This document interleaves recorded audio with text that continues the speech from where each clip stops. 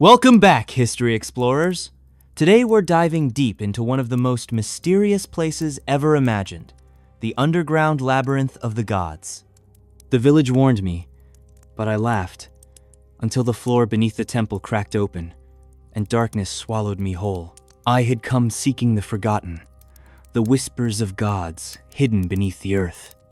The temple stood silent, its stones blackened by centuries of wind and rain, vines twisting through shattered columns like nature reclaiming what men had once built. From the outside, it appeared abandoned, a monument to time. But the villagers' warnings still echoed in my mind. Do not enter. The labyrinth waits for those who are greedy, curious, or foolish. I smiled at their superstition. After all, I was not a child of the village. I was a scholar of the ancient, a seeker of truth, and I trusted in knowledge, not tales of spirits and gods. Yet, standing at the threshold of the temple, I could not deny the weight of the air itself. It was thick, almost tangible, scented with the musk of stone, wet earth, and something far stranger, something like incense burned long ago, lingering stubbornly as if preserved by the walls. The main hall yawned before me, lit only by shafts of pale sunlight filtering through cracks in the roof. I ran my fingers along the worn carvings, tracing faces of deities whose eyes seemed to follow me. There were symbols I recognized, icons of old gods, celestial patterns, but others were unfamiliar, twisting and almost alive in their intricacy. Whispers reached my ears. At first, I thought it was the wind, sighing through the corridors. Then, I realized they were murmurs of voices, soft and deliberate, as though the stones themselves were speaking to me. I stepped cautiously across the central hall, my boots echoing against the flagstones. My torch flickered, casting shadows that moved unnaturally, stretching and twisting in the corners of my vision. And then I saw at the floor, once solid, cracking slowly beneath me. Dust rose in clouds, and before I could react, the stone gave way. I fell. The world became darkness, broken only by the faint glow of the torch as it tumbled alongside me. I hit the cold earth hard, the impact knocking the wind out of me, and when I finally struggled upright, I realized I was no longer in the temple hall but in a tunnel, carved deep into the rock. The walls were smooth, yet etched with the same twisting symbols I had seen above. But here, in this subterranean passage, they pulsed faintly, as if alive. The air was damp, heavy, and filled with the smell of minerals and something sweet, almost like honey left to ferment in darkness. Water dripped from unseen ceilings, echoing in rhythm with my heartbeat. My fingers traced the walls, following the carvings that seemed to guide me, or perhaps watch me. Every step felt both purposeful and precarious. The labyrinth was not just a network of tunnels, it was a living puzzle, breathing and shifting beneath the temple, ancient beyond imagination. I paused to listen. There was no wind here, yet the whispers continued. They were faint at first, unintelligible, then began to coalesce into words. Names, warnings, fragments of chants. Some felt protective, as if the labyrinth recognized my reverence. Others were mocking, daring me to go further, daring me to seek what should not be sought. My pulse quickened. I knew in that instant that the legends were true. This labyrinth was alive, and it knew I had arrived. A faint glow appeared ahead. I crept forward, the shadows dancing with my torchlight. The walls narrowed, then opened into a chamber, unlike anything I had imagined. The ceiling arched high above, carved with celestial patterns that seemed to shimmer in the torchlight, stars frozen in stone. I realized that this place, hidden beneath the temple, was a monument not just to the gods, but to something older, a power that predated empires, older than the stories humans told themselves. And yet, for all its beauty, I could feel its danger. The labyrinth demanded respect. It demanded caution, and above all, it demanded that I pay attention. For every whisper, every flicker of light, every shadow might be a guide or a trap. I took a deep breath, the damp air filling my lungs, and stepped further into the labyrinth. The darkness embraced me. The whispers followed. and I understood one undeniable truth. I had entered a world where knowledge and peril were inseparable. The journey had begun. Every step echoed, but not in the way I expected. The labyrinth seemed to answer me. The walls closed in as I walked deeper. The tunnel narrowed, forcing me to brush my hands along the stone, tracing the strange carvings that pulsed faintly in the dim torchlight. It was as if the labyrinth itself were breathing, exhaling a damp, earthy scent that clung to my clothes and skin. Every step produced echoes, yet sometimes the sound arrived a heartbeat late, or a whisper early, distorting reality around me. I tried to steady my nerves, telling myself that this was just a trick of architecture, ancient tunnels, and my own imagination conspiring. But the deeper I went, the more the labyrinth seemed conscious, aware of my presence. Shadows stretched unnaturally along the walls, moving not with the torch, but against it. I caught glimpses of shapes in the corner of my vision too large to be mere animals, yet too silent to be human. The carvings on the walls became more intricate, depicting scenes I did not recognize. Gods bending over mortals, hands reaching out from the stone, creatures with multiple eyes gazing upward. Some symbols glimmered faintly, almost guiding me forward, while others recoiled, as if warning me away. I hesitated, then stepped carefully, knowing that one misstep could mean getting lost or worse. Drips of water echoed from above, each droplet magnified in the labyrinth's unnerving acoustics. The scent of damp stone was now mixed with faint incense, sharp and sweet, and I realized it was not coming from my torch. Something else was here ancient, lingering, alive. The labyrinth was not silent. It whispered. Words in no language I could name, warnings, riddles, chants from the gods themselves. I could not tell. All I knew was that they called to me, urging me forward while cautioning me at the same time. At one point, I came to a fork. Two tunnels stretched before me, one narrow and dark, the other wider and lined with faintly glowing symbols. I took the narrow path first, and immediately the air grew colder. My torch flickered violently, shadows leaping and twisting on the walls. I heard it then, a low hum, almost musical, vibrating through the stone beneath my feet. It was as if the labyrinth itself had a heartbeat, sinking to mine, testing my resolve. I continued cautiously, my every sense heightened. The stone underfoot was uneven, slick with moisture, and the walls sometimes felt impossibly close, pressing in. I ran my hand over the carvings, tracing the faces of gods with unblinking eyes, some familiar, some alien. The symbols seemed to move when I wasn't looking directly at them, shifting slightly, guiding me, or deceiving me. I realized, in a moment of grim understanding, that the labyrinth was alive, and it knew my thoughts before I did. In a small chamber, I found remnants of the past, broken pottery, skeletal fragments of animals, and carvings depicting offerings to gods I could not name. The whispers intensified here, forming words that teased comprehension. Names, perhaps, or commands. My pulse raced. Whoever, or whatever, had built this labyrinth had done so with intention. It was more than a tomb, more than a sanctuary. It was a trial, a test for those who dared enter. As I pressed forward, the tunnel descended further, twisting downward into absolute darkness. The walls seemed to close in, forcing me to stoop, crouch, and crawl in places. My torchlight barely reached the stone ceiling, and the air became heavy, almost viscous. Each breath tasted of iron and wet earth, and I could hear the faint trickle of water echoing like the faintest laughter. I realized I had entered a place older than memory itself, a place where time and space obeyed no human law. Hours or maybe minutes passed. I could not tell. The labyrinth did not measure time the way I did. One moment I thought I saw a light at the end of a corridor. The next, it vanished, replaced by walls I had already passed, or perhaps had never seen before.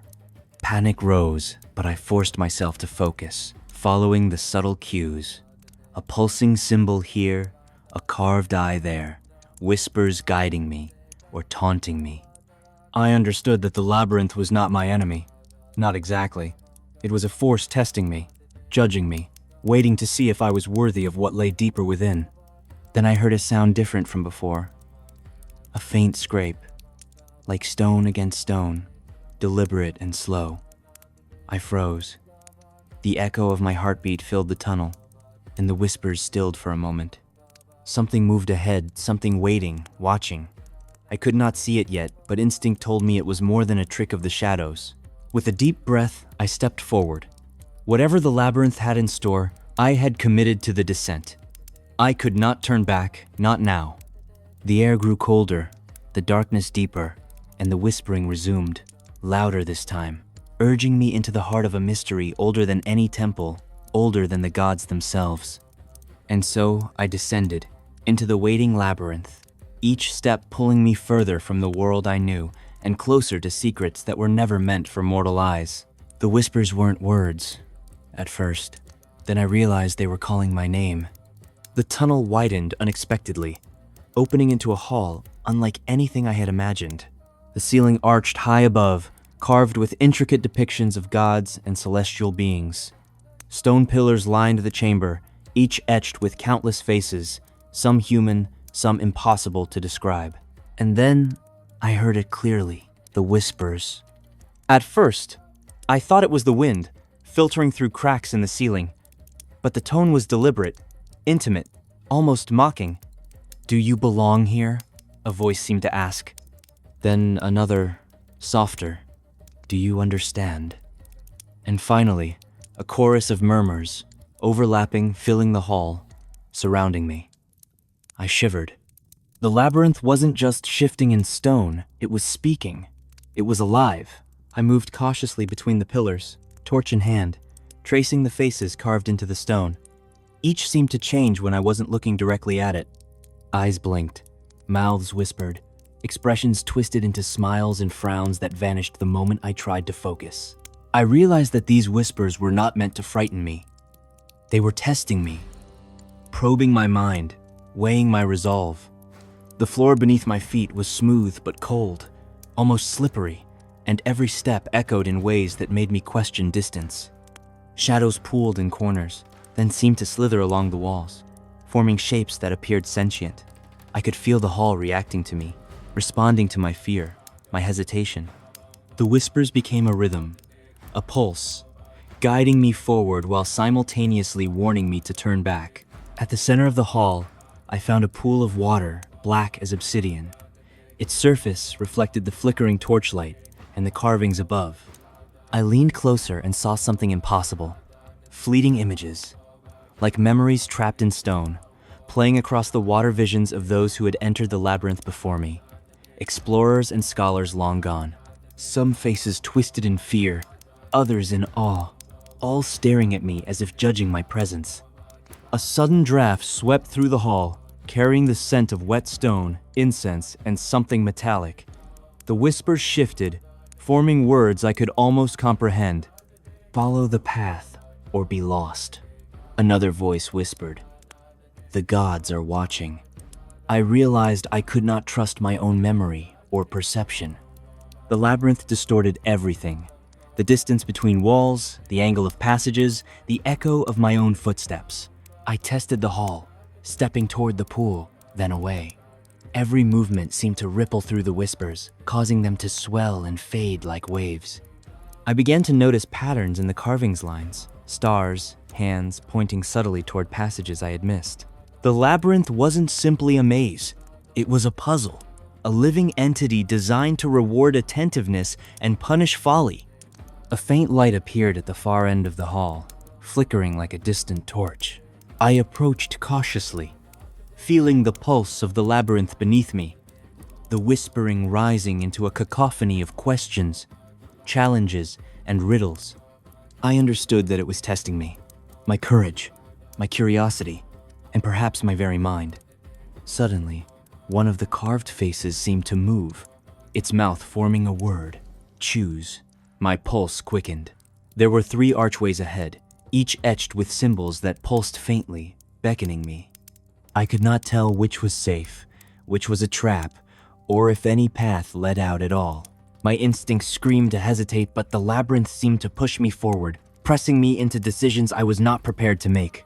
I took a deep breath, feeling the cold stone beneath my fingertips, the distant echo of dripping water, and the strange, sweet scent that lingered in the air. I chose the archway on the left, trusting the subtle guidance of the carved symbols. The whispers followed me, rising and falling like a tide, warning me, mocking me, calling my name. As I stepped through, I realized that the labyrinth's challenge was only beginning. The hall behind me seemed to stretch impossibly, doors and corridors appearing and disappearing in ways that defied logic. I was alone, yet never truly alone. The whispers promised both insight and peril, and I understood that every decision I made would be scrutinized. The Hall of Whispers had revealed itself, a living mind, ancient and eternal, testing all who dared enter. I had taken my first steps through its judgment, and already I could feel the labyrinth shaping my journey, drawing me deeper into its heart. One sip promised insight, but it came with a price. The corridor twisted and widened, opening into a chamber unlike any I had seen before. The air here felt different, denser, charged, almost electric. In the center of the room stood a fountain, carved from pale stone that seemed to shimmer faintly, as if lit from within. The water glowed a soft, ethereal blue, rippling even though no breeze stirred it. I approached cautiously. The whispers from the hall were still with me, but now they were quieter, almost reverent. Names, warnings, and fragments of chants swirled faintly in my ears, but none as commanding as this chamber. It was as though the labyrinth itself was holding its breath, waiting for me to act. Carved into the fountain's edge were inscriptions in a language I did not know, yet somehow understood at a fundamental level. Drink and see beyond, but know the cost. My heart raced. Legends of the labyrinth spoke of treasures, traps, and visions, but I had never imagined encountering one so immediate and real. I hesitated, torchlight trembling in my hands. The water shimmered like liquid sky, reflecting the carvings above celestial constellations, gods watching, hands extended toward the center of the pool. I could feel a pull, magnetic and insistent, drawing me closer. My curiosity won over fear. I cupped the water in my hands and brought it to my lips. The taste was strange, cool and sweet, with a hint of iron. And then, the visions began. The chamber dissolved around me. I saw a vast hall, bathed in golden light, filled with statues of gods that moved as if alive. They whispered to one another in languages I could not comprehend, their voices melodic and terrible all at once. I glimpsed corridors beneath the earth, tunnels branching endlessly, carved by hands guided by knowledge older than any empire. I saw offerings left for beings who did not sleep, rituals performed to summon wisdom and power that humans were never meant to wield. With the visions came sensations, the warmth of the hall, the faint vibration of the stone beneath my feet, the scent of incense and aged marble. I felt as if I were standing among the gods themselves, a witness to secrets hidden from mortal eyes. And yet, with this insight came unease, vertigo, and an overwhelming sense of being observed. I realized I was not alone in these visions. Something ancient, patient, and omnipresent was studying me, measuring my courage and resolve. The water's glow faded, and I was pulled back into the chamber, my breath coming in ragged gasps. My pulse raced. The labyrinth had given me a gift, but also a warning. To see beyond was to invite peril. I understood now that the maze did not simply hide treasures.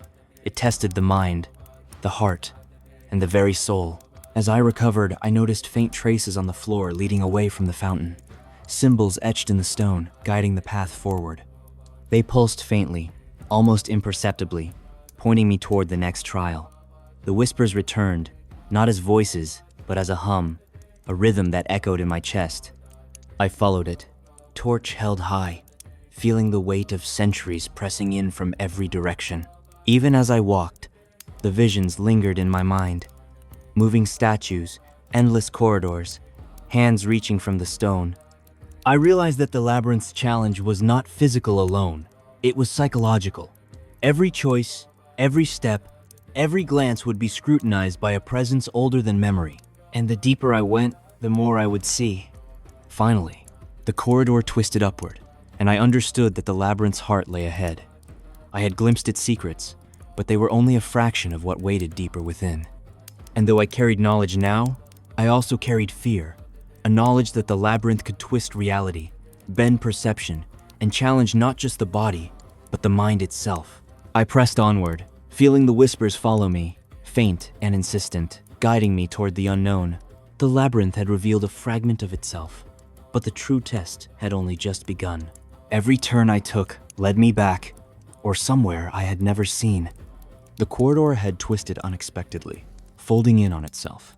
What I thought was a straight passage was now a dead end, and when I retraced my steps, the path behind me had changed. The labyrinth was no longer passive, it was aware. It responded to my movements, my decisions, even my thoughts. Every step carried uncertainty. Every choice felt like a test. The walls were smooth, slick with condensation, yet etched with intricate patterns of ancient symbols and carvings. Some glimmered faintly, like guiding lights, while others seemed to recoil from my gaze, hiding secrets I was not yet ready to see. I reached out to trace the carvings, and the stone beneath my fingertips pulsed softly, almost like a heartbeat. It was alive, sensing me, probing my resolve. I soon encountered the first real challenge of the labyrinth.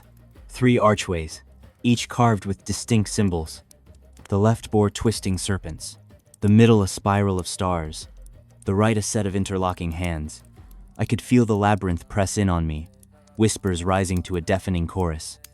One voice seemed to say, "Choose wisely, or be lost forever." I could not tell which path was correct, or if there even was a correct path. Choosing the left archway, I stepped forward, and the corridor seemed to elongate unnaturally. Shadows danced along the walls, flickering with my torchlight, forming shapes that felt almost alive. The whispers followed me, soft at first, then rising in intensity, overlapping, forming fragments of words I could almost comprehend. Courage, fear, desire. Each syllable seemed to test me, probing my mind, teasing my weaknesses. A sudden shift startled me. The walls trembled, and the floor beneath my feet rippled as if the labyrinth itself were breathing. I stumbled but caught myself, realizing that the labyrinth was not merely a maze of stone, it was a living puzzle, capable of movement, of response, of judgment. Every path I had seen before was unreliable. Every corridor could vanish, and every turn could lead to the unknown. The symbols on the walls became my guide. I began to notice patterns, a faint pulse in the carvings, a subtle glow that intensified as I made choices in line with the labyrinth's design. It felt as though the maze rewarded attentiveness, punishing hesitation or misjudgment. I moved cautiously, tracing symbols and listening intently to the whispers. In one chamber, the walls narrowed, forcing me to crouch and crawl. Water dripped from above, creating puddles that reflected torchlight like shards of glass. Shadows shifted in impossible ways, and I realized that the labyrinth could warp perception, tricking the eyes and mind of anyone who entered. The whispers here were sharper, almost pressing against my thoughts. "Do you understand yet?" they asked. "Do you see the path?" I found myself in a corridor where the floor seemed to slope subtly, though I could not tell which way was up. The walls stretched infinitely, yet I could see the faint glow of another chamber far ahead. I walked carefully, trusting the pulsing carvings, following the rhythm of the labyrinth itself. Every misstep or hesitation felt like it could be fatal, not in body, but in mind. The labyrinth's challenge was not to harm me directly, but to break my confidence, to make me doubt everything I knew. Finally, I reached a small alcove where 3 torches burned with pale blue flames. Symbols etched on the stone indicated a pattern I needed to follow. As I stepped into the alcove, the flames flickered, casting shadows that danced across the walls like living entities. The whispers rose to a crescendo, then fell silent the moment I solved the pattern, lighting a hidden passage forward. Relief surged through me, but I knew this was only the beginning. The labyrinth was no longer just a maze. It was a test of wit, courage, and perception. Every corridor could deceive me. Every symbol could guide or mislead, and every shadow might be more than it seemed. I understood now that the deeper I went, the more the labyrinth would push, test, and challenge me, until I either proved myself worthy, or it claimed me entirely. And as I stepped forward into the newly revealed passage, I felt it. The pulse of the labyrinth beneath my feet, the whispers in my ears, the subtle but unmistakable sense that the heart of the maze lay ahead and that it had been waiting for me all along. They were stone, until I saw them move. The corridor opened into a vast chamber, larger than any hall I had encountered. Its ceiling soared impossibly high, carved in sweeping arches adorned with celestial motifs. Dozens of statues lined the walls, each more imposing than the last. They depicted gods and ancient beings, some regal, others terrifying. Their eyes carved from gemstones that glimmered faintly, reflecting the torchlight in a way that felt alive. At first, I told myself they were mere statues, frozen by masterful hands long dead. But as I stepped forward, I sensed movement not in their bodies, but in their presence. A subtle shift in posture, a tilt of a head, a glint in an eye that was not reflection, but awareness. My pulse quickened. I realized with a shiver. These were not just carvings, they were guardians, sentinels placed here to observe, judge, and perhaps challenge those who dared enter the labyrinth's heart. The whispers followed me, rising in a low hum, threading through the chamber like invisible threads. "Who dares approach?" they seemed to ask. "Do you seek wisdom or doom?" I felt the gaze of hundreds of stone eyes upon me, unblinking, patient, evaluating. Every instinct screamed caution, yet my curiosity compelled me onward. I traced a path between the statues, noting details that had previously escaped me. Inscriptions in forgotten languages, hands carved in gestures I could not recognize, and faint marks at the bases, suggesting these guardians could move or had moved before. The air was thick with the scent of damp stone and something sweet, metallic, almost like blood left to age. I shivered, torch held tight, and pressed forward. Then, a subtle motion. The statue to my left shifted imperceptibly. A foot nudged the floor, a hand leaned forward slightly. My breath caught in my throat. I stepped back, unsure if my mind was playing tricks. The next statue mirrored the movement, tilting its head in unison, as if acknowledging me, or warning me. The whispers intensified, overlapping, forming partial words I could barely grasp. Respect, courage, truth. I realized that the statues were not passive observers. They were guardians of knowledge, each tied to the labyrinth's memory. The carvings on their pedestals depicted trials, tests of bravery, wisdom, and perception. Some statues' eyes pulsed faintly in patterns, a code that hinted at the path forward. Others remained dark, ominous, as if hiding secrets too dangerous to confront directly. A deep hum resonated through the chamber, vibrating the stone beneath my feet. The floor itself seemed to pulse, in rhythm with the glowing eyes. I stepped closer to a statue at the chamber's center, a god with a crown of stars, its hands extended toward me. The whispers fell silent for a heartbeat. I felt a weight pressing against my chest, as though unseen eyes were measuring my very essence. I reached out tentatively, touching the pedestal. A flash of insight surged through me. Glimpses of past explorers, their triumphs and failures, the choices they had made, the paths they had taken. Some had walked confidently and never returned. Others hesitated, and the labyrinth had shifted, claiming them without a trace. The whispers returned, urgent now. Choose your next step wisely. The guardians see all. I understood that the statues were both guide and test. Their subtle movements, the inscriptions, the patterns of their eyes, all were clues to navigate deeper into the labyrinth. Misread them, and I could be lost in endless corridors. Misinterpret their judgment, and I might never leave this chamber. I followed the patterns suggested by the pulsing eyes, moving carefully between the guardians. Shadows lengthened, flickering in the torchlight, creating the illusion of motion, and I felt it. The labyrinth itself approving, or perhaps mocking my choices. It was alive, watching, assessing. Every step was both a risk and a revelation. At the far end of the chamber, a passage opened, faintly illuminated by the same ethereal glow as the fountain I had seen earlier. The whispers softened, almost encouraging me forward. I knew this next path would lead me deeper, where the labyrinth's trials would grow more intense, and the secrets of the gods' labyrinth would become clearer or more dangerous. With a final glance at the statues, silent, patient, unblinking, I stepped toward the passage. The guardian's eyes seemed to follow me, a reminder that the labyrinth remembered, and that nothing within it was ever truly still. I had survived the chamber of the guardian statues, but I knew this was only a beginning. The labyrinth's heart awaited, and its challenges were far from over. The passage beyond the guardian statues narrowed, then opened into a chamber unlike any I had seen.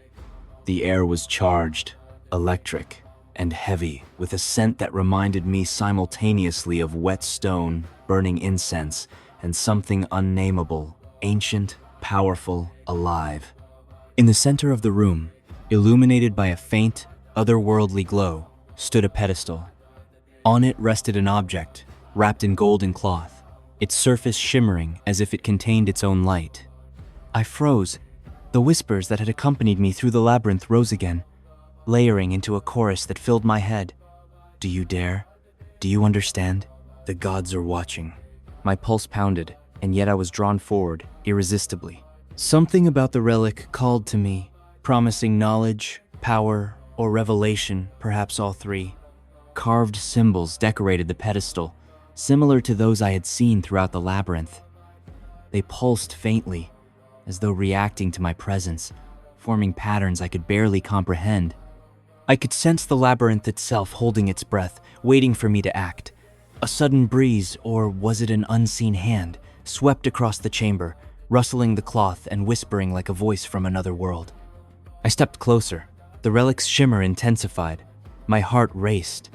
I realized that this was more than an object. It was a focal point of the labyrinth, a key to its deepest secrets. The guardian statue's eyes, visible through a narrow opening in the chamber, seemed to follow my every movement. They were not merely watching, they were judging. I hesitated. I had seen what the labyrinth could do. Twist paths, warp perception, test sanity, and yet I could not turn away. With trembling hands I reached out, touching the golden cloth. Instantly, visions flooded my mind. I was standing in the celestial halls of the gods, surrounded by statues that moved, corridors that stretched beyond sight, and inscriptions that whispered secrets of the universe. Knowledge surged into me, not just information, but understanding of power, of balance, of ancient rituals that mortals were never meant to grasp. And with it came fear, vertigo, and a cold, lingering sense of being observed. Something ancient and patient studied me, weighing my worthiness. The relic pulsed beneath my fingers, as if alive, resonating with the labyrinth itself. I realized that taking it or even attempting to understand it was not without risk. The labyrinth was a living entity, and it did not forgive curiosity lightly. Every vision, every insight was a test. I felt the weight of centuries pressing down, the whispers intensifying into questions and challenges I could barely process.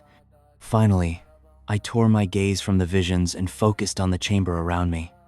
The path forward glowed faintly, guided by the pulsing symbols I had learned to read. I could feel the labyrinth's judgment, the presence of the gods, and the fragile balance between knowledge and peril. I carefully lifted the relic.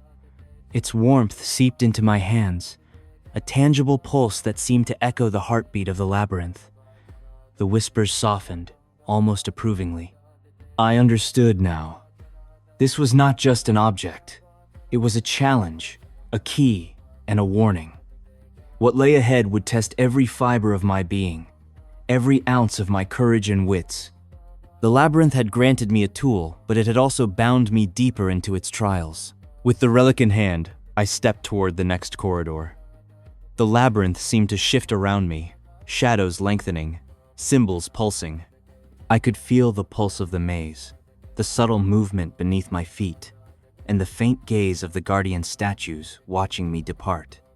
I had claimed the relic of the gods, and yet the labyrinth whispered still, promising challenges more intricate, secrets more perilous, and truths that might forever change my understanding of reality. The heart of the labyrinth awaited. It wasn't the walls that trapped me, it was my own fear, my own desire. The corridor beyond the relic chamber twisted unnaturally, its walls stretching and compressing in ways that defied logic. The faint glow from the pulsing symbols guided me, yet every step felt uncertain. I realized the labyrinth no longer just tested my perception, it tested my mind, my instincts, my very will. The whispers rose again, louder, overlapping, forming a cacophony of questions, challenges, and riddles. Do you deserve the secrets? Do you understand what you hold? I could barely parse the words, but I understood the meaning. Every choice mattered. Every hesitation could cost me. Suddenly, the floor beneath me shifted. The corridor seemed to fold, stretching out before me while bending back on itself, forcing me to twist and crouch to continue. Shadows formed impossible angles, creating illusions of paths that vanished when I tried to approach them. I realized that the labyrinth could manipulate not just space, but perception itself. Ahead, a chamber opened, illuminated by faint blue light similar to the fountain. 3 pathways branched from its center, each marked by glowing symbols pulsing rhythmically. The left path bore a pattern of interlocking hands, the middle a spiral of stars, and the right a serpentine coil. The labyrinth whispered urgently, testing me. Choose wisely. 1 path leads forward. 1 traps. 1 tests everything you think you know. I studied the carvings, noticing subtle differences. The pulse of the hands flickered slightly. The spiral seemed to stretch and compress, and the serpent coils seemed almost alive, writhing faintly in the torchlight. It was clear that the labyrinth's tests were no longer physical, they were cognitive and moral. 1 misstep could trap me.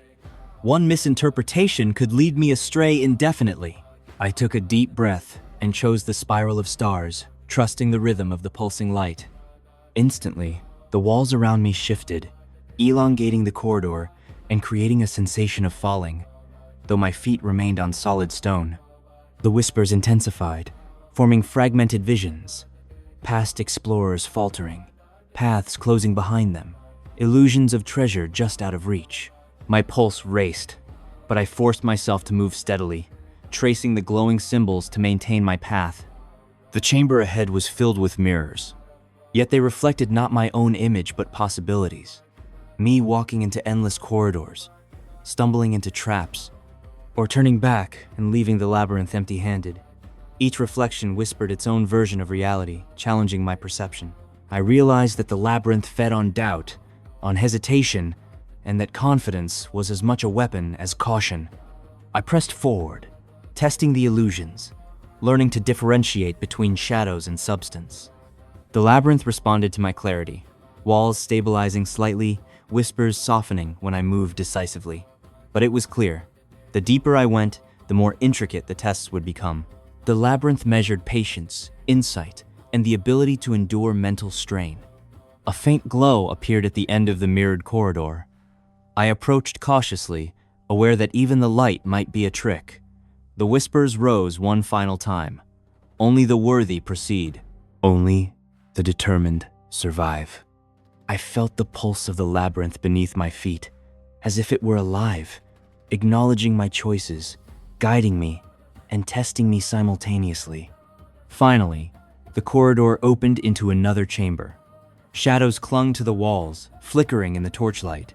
Symbols pulsed faintly along the floor, leading toward the center.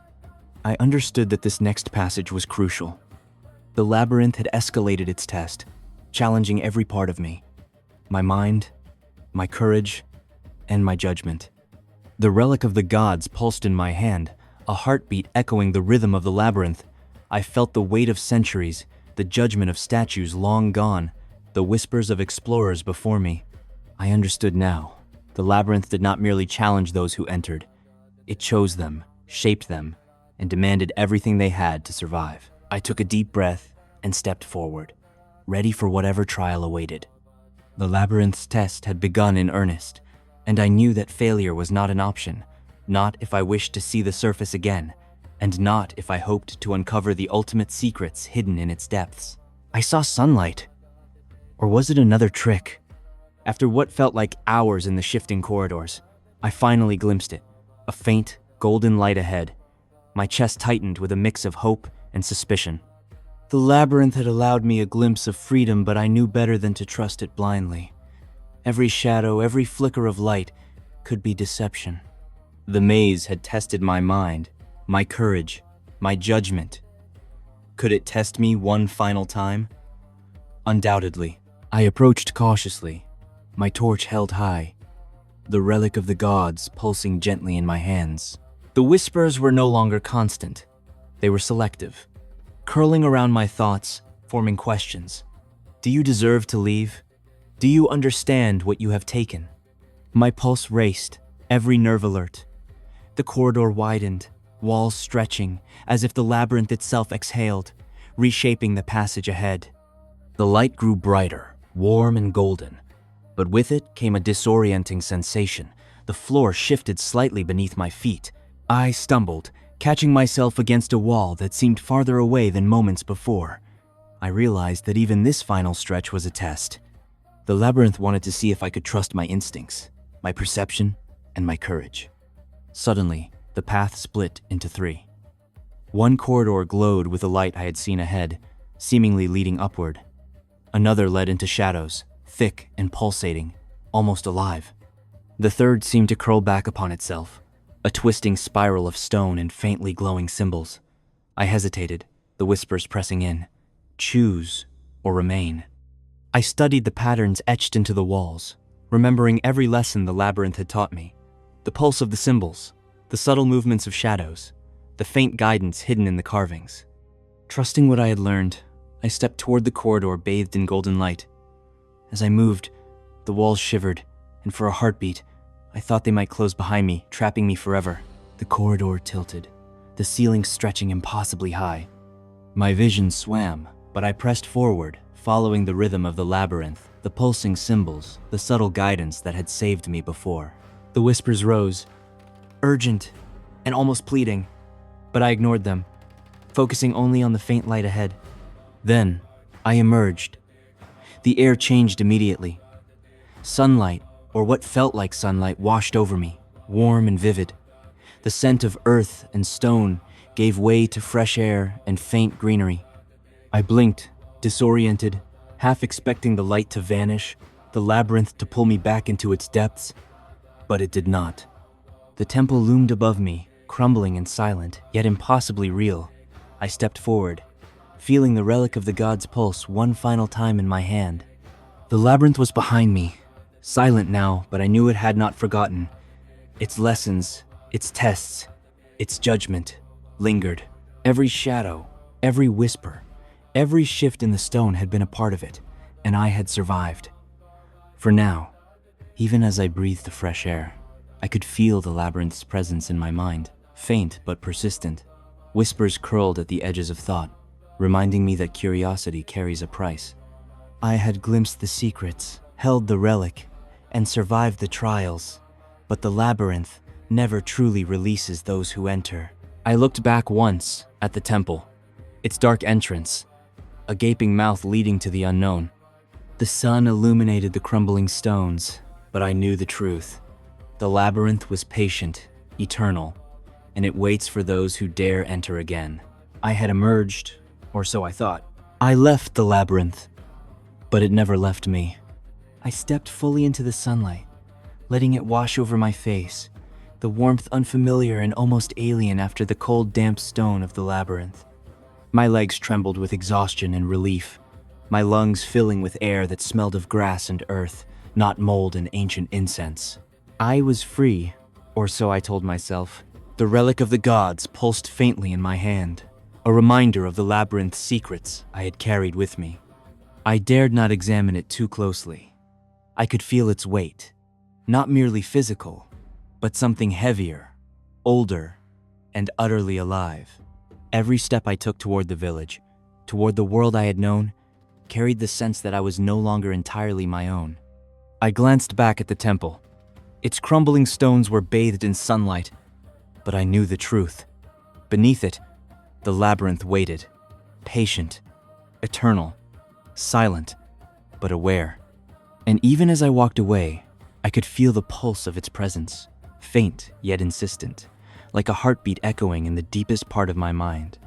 The villagers greeted me with cautious eyes, murmuring about the temple, the labyrinth, and the fools who had ventured inside before. I said little, offering only a nod. Words could not capture the truth, and I knew that telling the story might summon another who would not understand the warnings, the tests, or the trials. Some knowledge, I realized, must remain buried.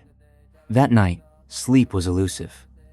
I dreamed of corridors folding impossibly, whispers that spoke in languages I thought I had forgotten, and the gaze of stone eyes that followed me even beyond the temple. The relic of the gods pulsed faintly in my pocket, and in its rhythm I could feel the labyrinth itself, patient, eternal, waiting. Days passed, and life resumed its familiar rhythm, yet I remained changed.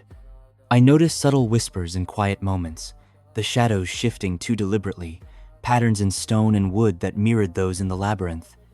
I realized, with a chill, that it had followed me, leaving traces where it could.